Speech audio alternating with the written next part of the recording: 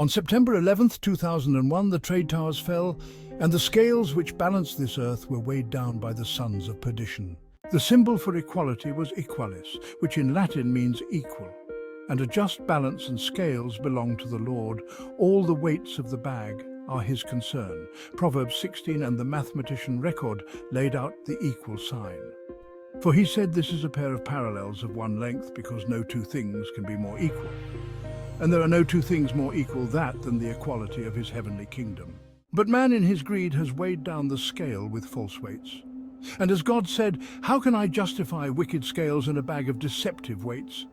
Micah 6. Our Lord most despises the sons of perdition, for they believe they control the weights of his scale. For even the Son who existed in the form of God did not regard equality with God a thing to be grasped. Philippians 2. But when the scales are balanced, his servants shall be given great treasures. For the treasures and gifts they are given shall not be balanced in the fire. For as the Son had taught them, store up for yourselves treasures in heaven, where neither moth nor rust destroys, and where thieves do not break in or steal. For where your treasure is, there your heart will be also. Matthew 6. God has measured the waters in the hollow of his hand, and marked off the heavens by the span, and calculated the dust of the earth by the measure, and weighed the mountains in a balance and the hills in a pair of scales. Isaiah 40.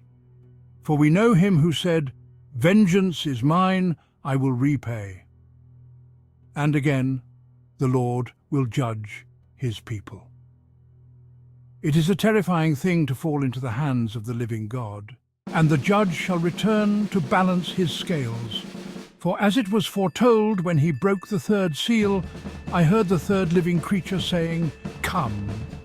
I looked, and behold, a black horse, and he who sat on it had a pair of scales in his hand. Revelation 6.